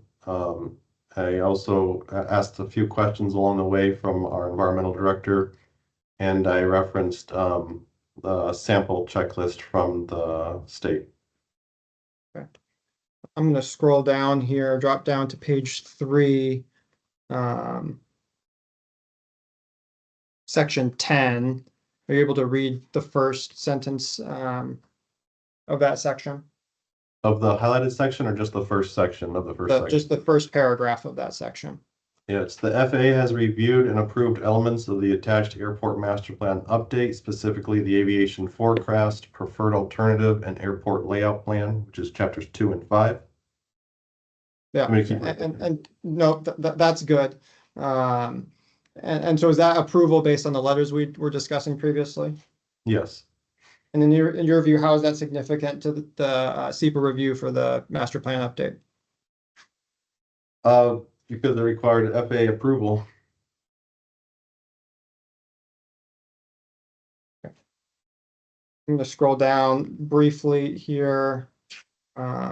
Section 11 asks for a brief description of the proposal, including proposed uses and size of the project site.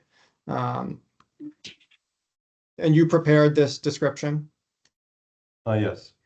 And that's consistent with what you testified to already in summarizing the various chapters of the airport master plan update. Yes. Okay. I'm going to scroll down a little bit further, drop down to page 10.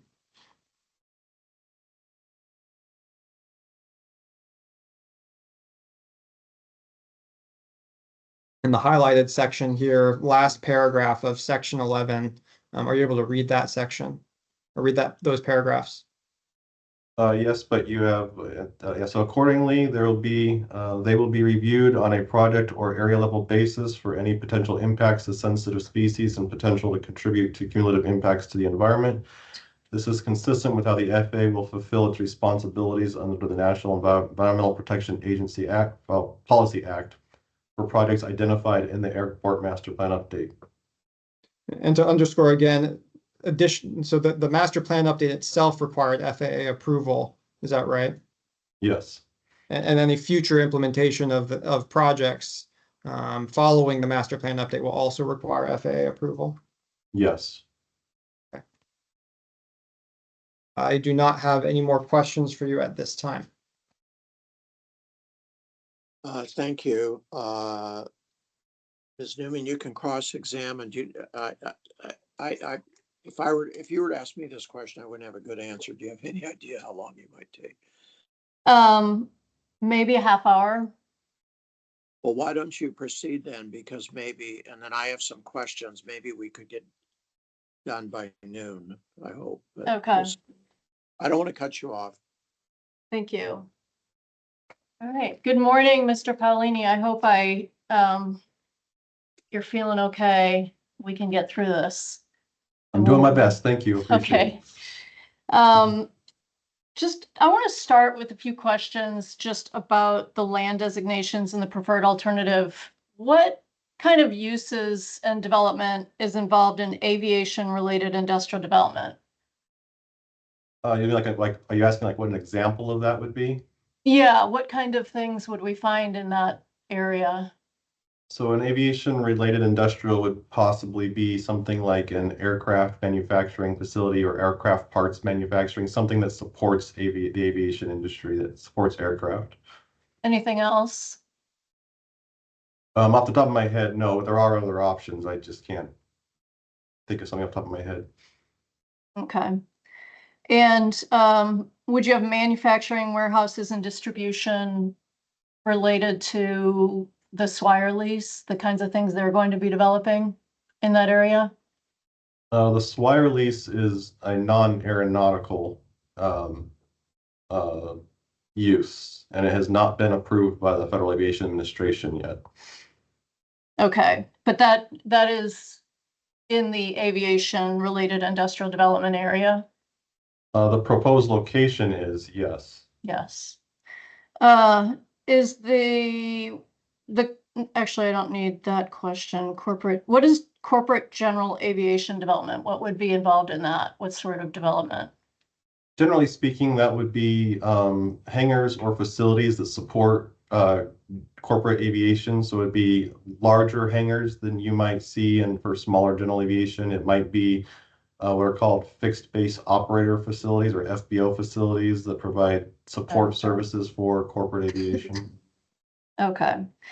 And with the adoption of the master plan update, the port is committing to the preferred alternative that's identified in chapter 4, correct? Correct. And the alternative identification and evaluation process, the port went through a process of evaluating, you described that earlier. Mhm. That provides for the implementation of the needs of the facility, correct? Provides for the I can provides for, point, if it helps you, maybe I should, yeah, I'm left-handed, so I use the right side of my brain. So if you could So am point I. pictorially through, oh, awesome. Another buddy. I definitely can relate to that. I think what might help is if I call up the.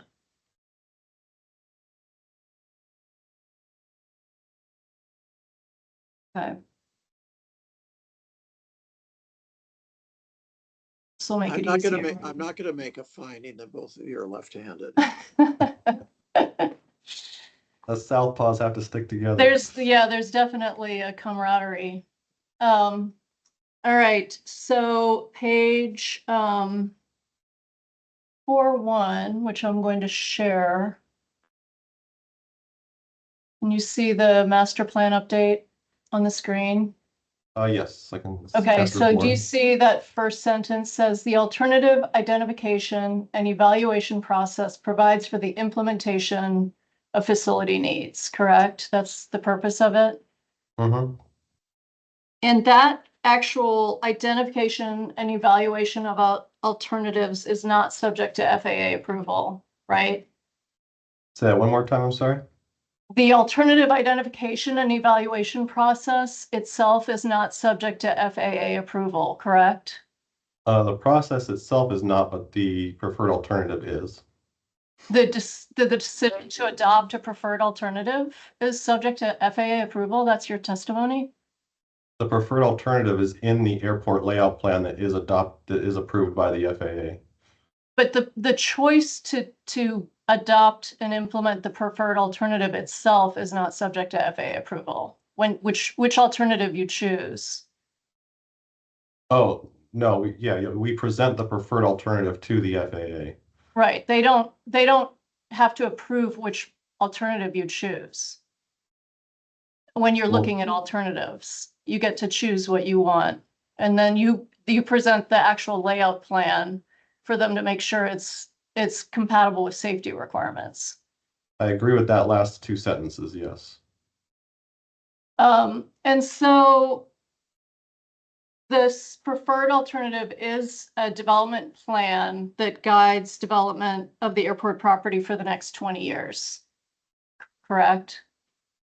The FAA actually uses the word strategy in their advisory circular. I actually like that term better, but yes, essentially, yes, what you're saying is yes. So your own plan, the airport master plan update, literally says the overall purpose of the master plan update is to guide the development of the airport over the next 20 years. That is the first page of the master plan update. Do you question that? No. Okay, and so the port, you talked about this a little bit, but I just want to zero in on these. The port analyzed 3 taxiway alternatives: taxiway alternative 1, alternative 2, and alternative 3, correct? Yes. And so taxiway alternative 1, I'm not going to spend a lot of time on each one, but I'll just give you an example. This is figure 4.1. And in this one, alternative 1 did not include removal of taxiway W, right? Correct. Okay, so it's pretty different. You've got some different, this one is talking about removing these taxiway connectors from the middle of the runway. And then you have the second taxiway alternative which is shown here. And that's removing quite a bit of taxiway, realigning them. You're removing, but not here. So we have some different alternatives, right? Mm-hmm. And the port ultimately committed to the preferred alternative at the end here, which we've looked at many times, shown in figure 4.9, which is removing all of the taxiway that is shown in crosshatching, correct? Correct. And then the port, I won't shift through here, but the port considered 2 runway alternatives. Is that right? I believe there was 2, but I'll take your word on that. I can.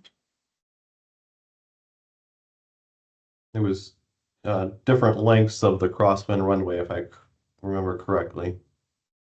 When you say different lengths. It was proposing to shorten the crosswind runway by 2 different options and narrowing the runway. Okay, the actual alternatives for the runway was one was to maintain it as it is, full length. Does that now ring a bell? Yes. Okay, so one of your alternatives was to keep it as is, and then another was to shorten it by a certain amount. And you have those shown here. So no change, it's basically no action for alternative 1. Is that right? Yes. And then the same, you had, do you remember how many development? So when we talk about development alternatives, we're talking about designating different areas that we describe the different types of uses, right? Mm-hmm. Yes. And so there's several, do you remember how many development alternatives you have No, off the top of my head, no. considered? Okay, well, looking at this, there's development alternative 1. What this shows us is, let's see, let me first look at the numbers. We kind of have some numbers here. We've got let's look at commercial air. 33 acres was the size of the commercial air service for alternative 1. And then the location was here. But then in alternative 2, we have 72 acres for commercial air service development. And we have it kind of in a different location. And then we have here 86 acres for commercial service. And it's actually shown in figure 4-8 to be on the east side, kind of a little bit southeast near the industrial, correct? Mm-hmm. Yes. So fair to say there's some differences, meaningful differences between these alternatives as far as That's the fair. size and location of the areas. That's fair to say. Okay, and the same is true for the different, like aviation related industrial development. This one is 218 acres. Is it true that there were different sizes and locations for that use as well? It depends on what you, I mean, the locations are generally the same, but I guess if you could specify show me what you're referring to, I'll be happy to answer whatever.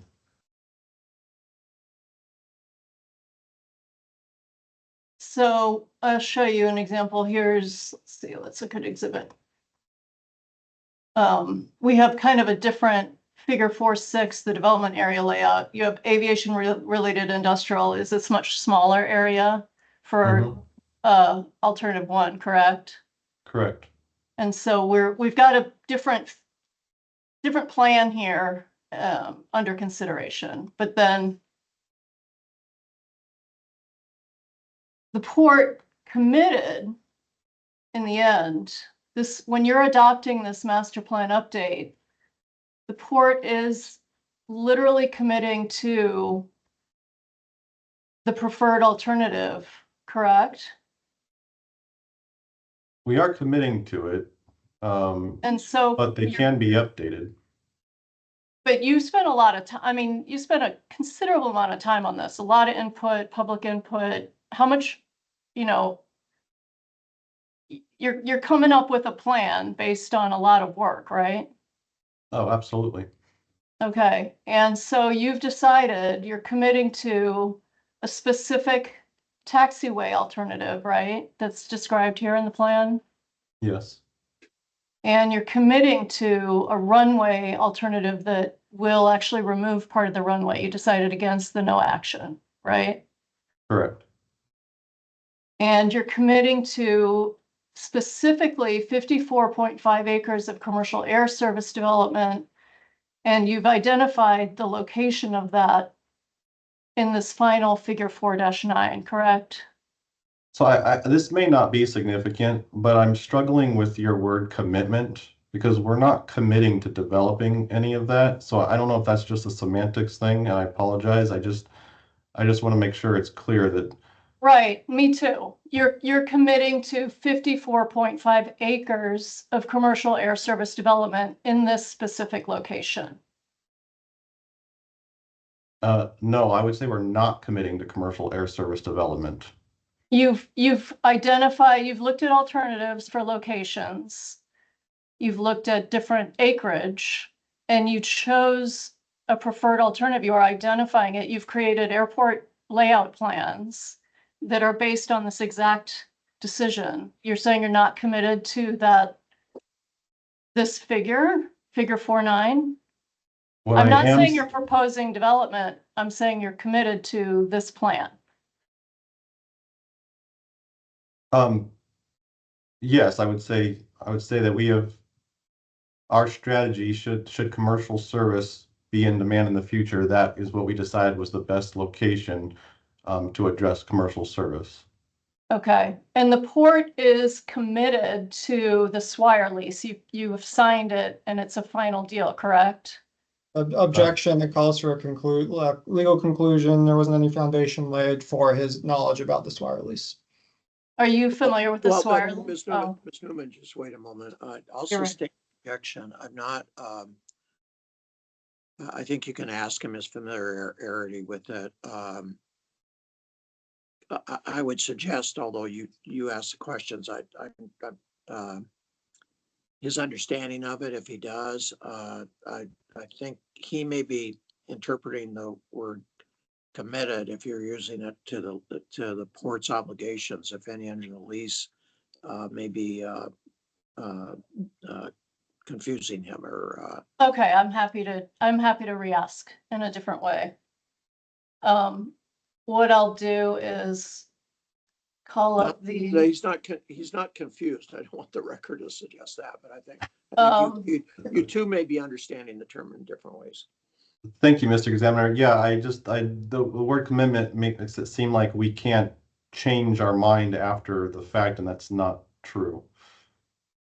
Well, I'm calling up what I believe is Exhibit 31. Have you seen this before, Mr. Paolini, this ground lease? I'm not super familiar with it, but I'm aware of it.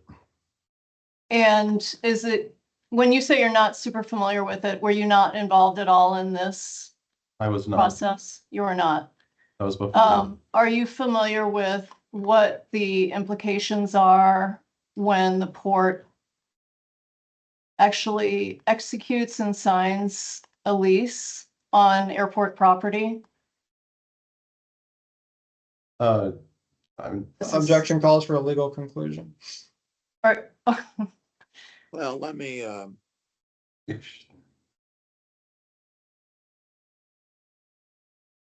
think about this. I'm going to give it leeway, but I think he can be asked if he's aware of it, if he's reviewed it, if he has any knowledge about how it's going to be. I don't know about the interpretation. That's sort of a legal matter, but you can ask him I'll let you ask some questions and see if there are more objections. I'm not sure you can ask him to interpret the lease, but go ahead.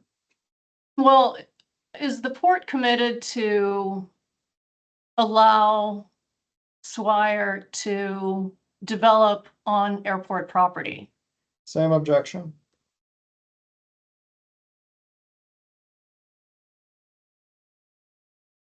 I will, it's just the form that I have trouble with, Ms. Newman. I'm not against you asking about this. I think you can ask his understanding of the port's obligations under it if you want to ask him that, and then see what his answer is. Okay. Can you give me, let me know what your Is that helpful or not? Is that helpful or not helpful? That's helpful for, I mean, I just am trying to, can you tell me what you know about the Swire lease and what the obligations are under that lease for the port? I'm sorry, you guys still discussing this yourselves, or Mike, can I answer that question? I apologize. No, you can answer it if you understand it. I am aware of the Swire lease option. I am aware that that lease option is contingent upon getting FAA approval of changing the intended use of that property from aeronautical to non-aeronautical, and that is stated in the lease. And is there a reason you refer to it as a lease option instead of just a lease? Is it? That I can't answer that with the professional answer you need. I understand that it's a type of lease option or option lease. I don't remember what the difference is. So I'm not the person Okay, to so you answer don't that question. know the difference between the lease and a lease option. You're just using that term without recognizing the legal significance of it. I'm referring to the term that I've heard it be used by. So yeah, I apologize. Okay, that's fine. I just want to make sure because, and is the Swire lease, do you know where the location is of the land that is subject to the Swire lease? Yeah, it's inside that area where your cursor is, that 110.5 acre area. Aviation related industrial? Correct. Okay.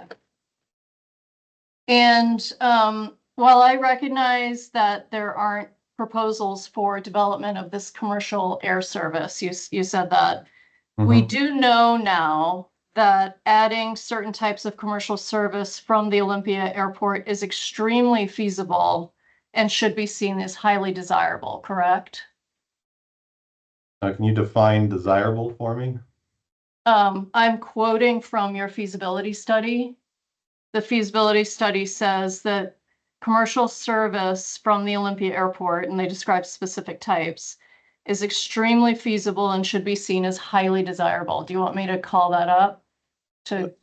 No, I do recall that. Wait, before you answer, could you refer him to the page you're reading in that sentence? Yeah, but he did just say he recalls it, but I'd be happy to,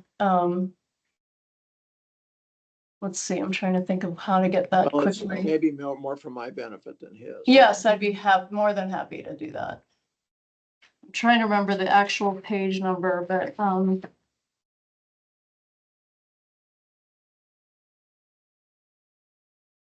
So which document is this? Is this the so appendix? it's appendix 4-1, and there's two numbering systems, but I think it's hard copy, the first 15. Let me make sure. 13, page 13.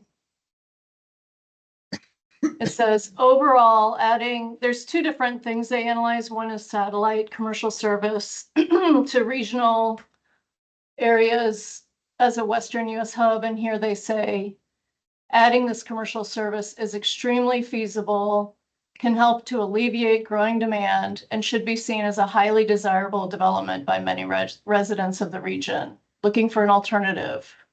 Does that jive with what I was saying, Mr. Paolini? Yes. Paolini? Sorry. Okay. You're left-handed, I forgive you. And then I can find there's another statement saying that. Excuse me, let me interrupt. That's on page 14 of my electronic. Oh, page 13 of the hard copy. Oh. And page PDF 14 Okay. of the electronic version. And you read under I'm It's sorry. right above, if you look and you see the bulleted items on the top of the Correct, page, I it's see the it. first paragraph overall, Okay, I see it. Okay, thank you. adding commercial service, Yeah, I see highly it. desirable, okay. And, based on, see, I'm gonna open exhibit 29. This is a document that you were referring to. This is actually in the master plan, but this is a better version of it. So I wanted to use this. This is from a public open house meeting. And this is also in appendix 4.1. And you talked about this during your direct. But what I want to point out here is we do I know. apologize. Yeah. You were asking me a question about that the previous section, but then we went to the section, but then you never asked me a question. Did we want to finalize No, I that? just was, I had asked you if you knew that it was extremely feasible and should be seen as highly desirable, and you said you didn't remember, so I just wanted to show that it said that in the plan. I do want to Just- make the distinction that what you quoted was different than what we actually, was not different, but not the full, that was not the full quote from that statement. And I think makes a difference.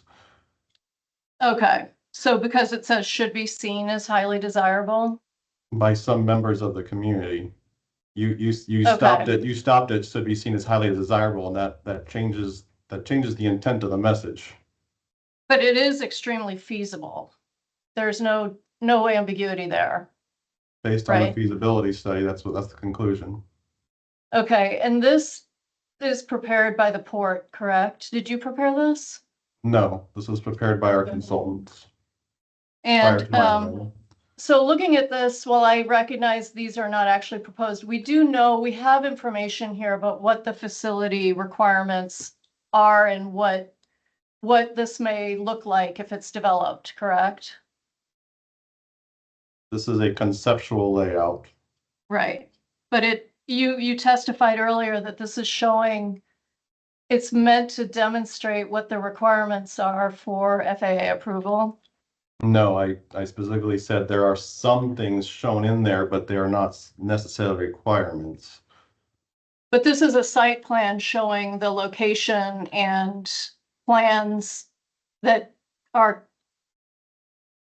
what would be envisioned for commercial service, correct? Based on the findings of the feasibility study, but it also has in there on the right-hand side, you can see eVTOL vertiports, which is purely hypothetical because that technology is not in use yet. So that would not be Right. But a terminal, you do need a terminal. You know that. Correct. And in fact, you know, you've already come up with a recommended size of 40,000 square feet for a terminal, correct, for feasibility analysis? Correct. And you've identified the parking area size and number of parking for the feasibility analysis? If I remember correctly, a little over 600 parking spots were identified. Okay. And then one thing I want to mention, you talked about de-icing. And I want to, this is hard to go back and forth here, but let's see if I can do it.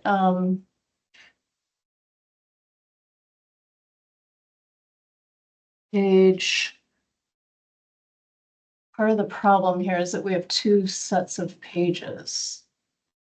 This is I'm not the only one. Who has that. 28. I'm gonna go down to page 28.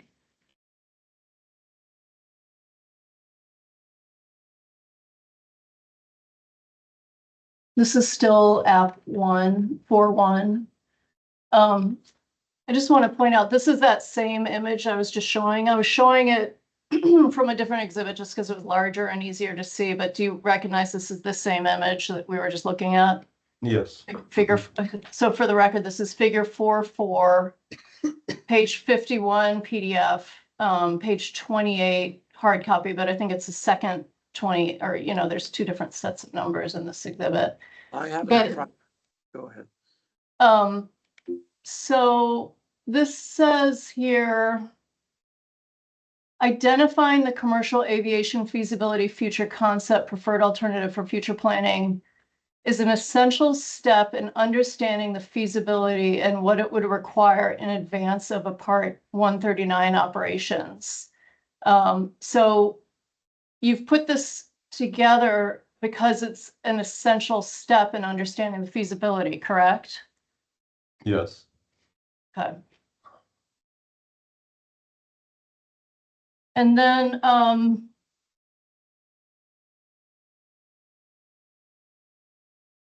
back to, let's see if this works, page 15.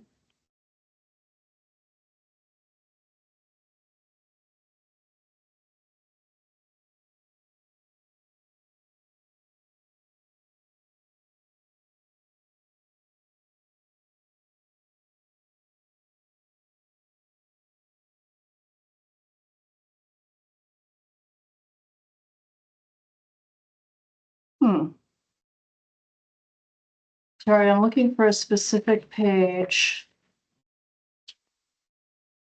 Oh, maybe it's the second. Here we go. Okay, I found it. There's 2 page 15s. That's what threw me off.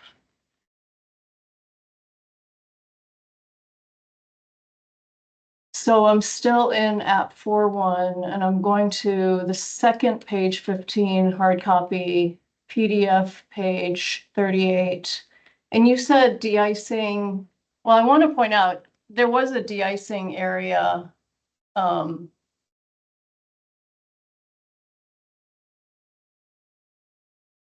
the site plan for the commercial service feasibility study, correct? You show that? In the feasibility study, yes. Let me just show that again because I want to make sure we see that.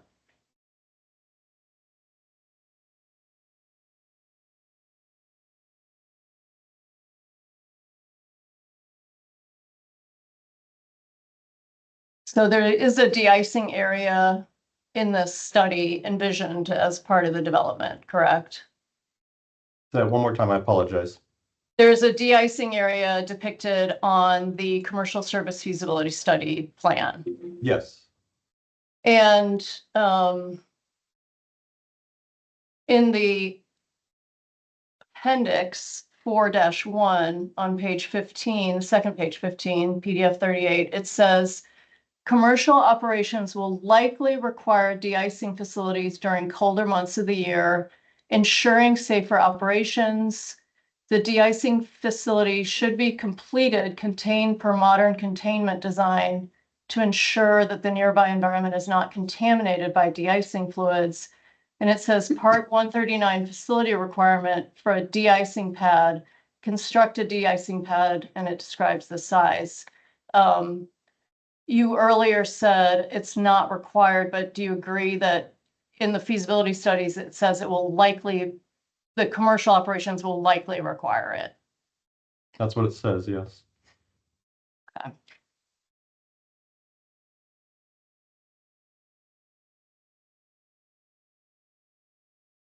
So the preferred alternative the preferred taxiway and runway alternatives that were chosen by the port, those will facilitate the development and construction of the facilities that are needed for commercial air service, right?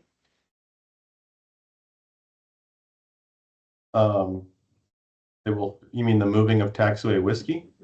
Yeah, removing taxiway whiskey and shortening, I just mostly removing taxiway whiskey will facilitate the development and construction of the facilities needed for commercial air service. Yes, but I think it's important to note that the realignment of taxiway whiskey is to meet FAA design standards, which prefer that parallel taxiways to runways are parallel and not as taxiway whiskey currently is, which is gradually getting further away from the runway.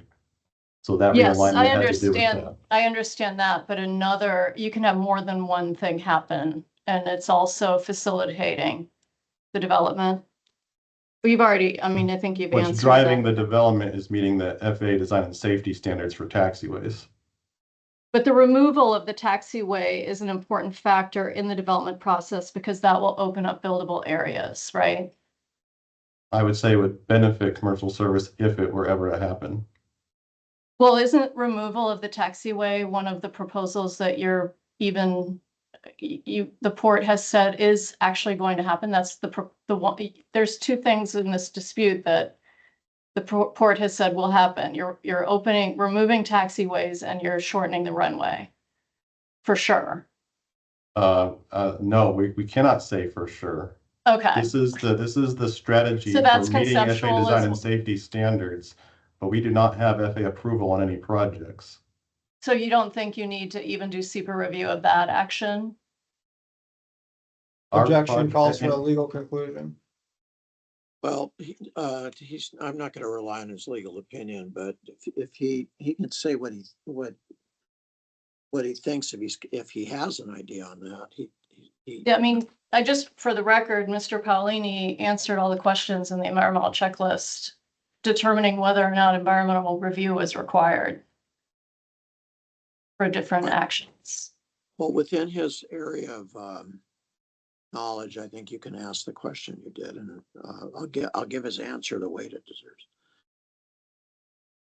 I feel comfortable saying that any projects the port would want to move forward with would require federal approval. Does removal of the taxiway and shortening the runway require SEPA review of the environmental? Is the port required to consider the environmental impacts and assess the environmental impacts of those actions With Same the, objection. under SEPA? There's been an objection, I think, on that calls for legal conclusion. I'm not gonna, no offense to the witness, I'm not gonna rely on your opinion as to, I mean, I'll consider it on how I decide the legal issues, but you can answer within your, since you helped author or did author the checklist, I think you can answer the question within your area of responsibility. yes, thank you, Mr. Examiner. So I would just say comfortably with my area of expertise, I would say that any projects would require federal approval. As far as the SEPA requirements, I would defer to an environmental expert on that subject. Okay. Is that true for any conclusions about SEPA, whether SEPA is required or not? For certain actions, would you defer to someone else on that question? I would feel more comfortable. That is not my area of expertise. Okay.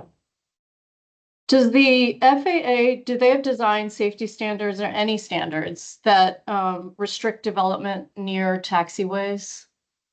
Yes. Do you know what the restrictions are? No, I do not remember the dimensions offhand. There are thousands of pages of design standards. I cannot memorize all of that. Sorry. Okay, no problem. Is it true that you cannot build in the areas unless you move taxiways and shorten the runway in the commercial service area or the industrial area? Can I restate your question and ask if that's what you're asking me? Yep. Are you asking that in order to develop that commercial air service, we need to move taxiway whiskey? Is that what you're trying to? Yeah. Yeah. If you wanted to develop all of the area that is set aside for commercial service in that diagram, then yeah, you would have to move taxiway whiskey. Okay. Is that also Ms. true? Newman, let me Yeah. ask, it's 4 minutes to noon, and I don't want to cut you off. I know Mr. Paolini has a cold. I'm gonna have some questions, and I assume there'll be redirects. So what I'm trying to gauge is, and I might ask the witnesses' preferences, should we plunge ahead? But if it's gonna take over your questions and mine, and Mr. Pierce writes over 15 minutes, then I think maybe we should break and have Mr. Paolini come back although he may not want to do this in the early afternoon, but is that where we're going with this? I guess I'm just trying to schedule. That would work for me to break now, and I can finish up when we come back. Mr. Pierce Wright, what's your view on that? I don't personally have a view. Chris, how are you feeling? Oh, I'm sorry, okay. Mr. Anaker, sorry. No, this is Chris Pierce, right? Okay. Oh, yeah, I would appreciate an opportunity to confer with my clients to make sure there's nothing that I'm missing. I could wrap it up after we get back pretty quickly. Mr. Paolini, what I'm thinking is it will come back at, and I'm sorry that you'd have to go through some of this in the afternoon, but that we'd come back like at 1:40. And then try to get you done then and give you a break now. Would that work with you? That's totally fine with me. Thank you. So let's do that, everyone. Let's recess until 1:40. Unless you want to do 1:30, but I have a matter. Let's do 1:40. Okay. That's fine. Thank you. Thank you. Everyone. Thank you.